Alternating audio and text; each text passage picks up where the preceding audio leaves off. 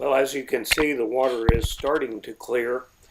At least it's not the orange color that it was right after Hurricane Michael, but it's taken a tremendous long time for that to clear up. Normally, we'd be crystal clear right now. I guess they don't call it a natural disaster for nothing. Now at 2 minutes, you'll see it's hard to see. You might have to stop it and run it a couple of times. Probably the largest speckled perch, they call them crappie up here, that I've ever seen. Anyway, next month should be good. They're starting to come in.